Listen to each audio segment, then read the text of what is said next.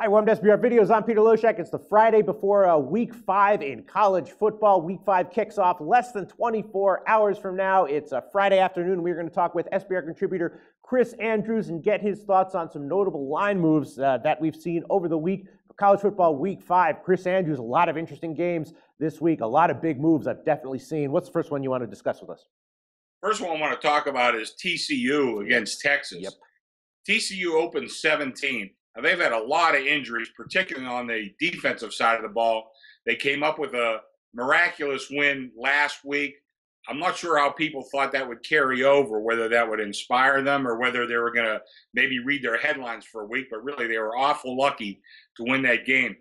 They opened 17, and the money came in on Texas pretty strong, and not just from the wise guys. The public is also behind Texas. This game has gone down to 14.5 or 15.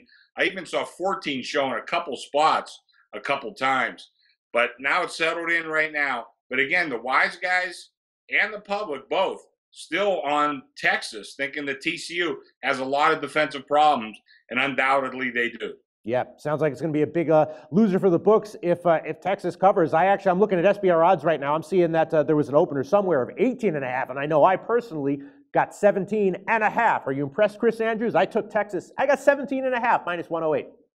That is a terrific number. I tell you, I really go by the Monday morning. I don't look at so much at Sunday because there's a lot of crazy numbers, and sometimes that could throw you off a little bit. Absolutely. For me, it's all about Sunday evening. That's all I do Sunday evening. All right, Chris Andrews, what is your second game you'd like to discuss with us?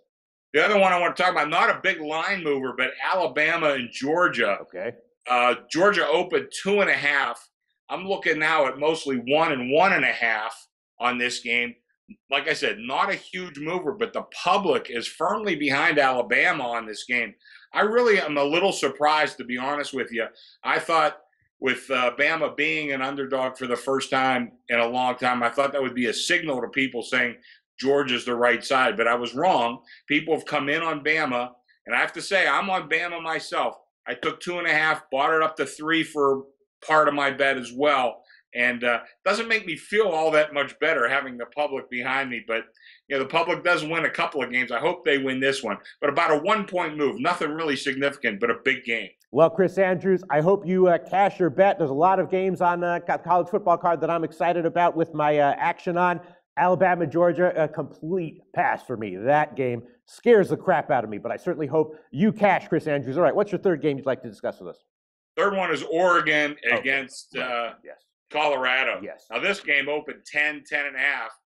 You're probably going to tell me you took 13 somewhere. No. I did take 10.5 though. Yes. You did take 10.5. That's Yes. a pretty good number. Yeah. I'll tell you, I do. I like Colorado. I'm with the wise guys on this one. It's down to about 7.5 is the number I'm seeing most often right now. And I think the wise guys have the right idea.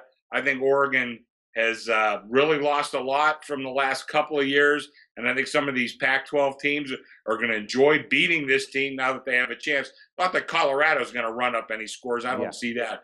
But I do think it's a tough travel for Oregon, going up to a little bit of altitude. And I like Colorado in this one, even at plus 7.5. Yeah, I'll tell you what, I specifically asked about this game when I did my call with my lines maker, the guy every week, and I was expecting to say that the Sharps came in on Oregon, but he told me that like the top tier Sharp counts that he has actually didn't take Oregon, that they actually stayed off that game in terms of the side. He told me that the Sharp action did come in on that game, though, on the under.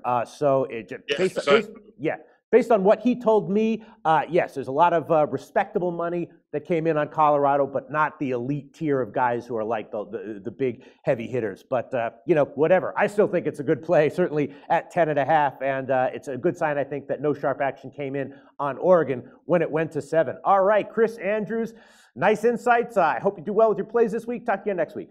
Thanks a lot, Pete. See ya.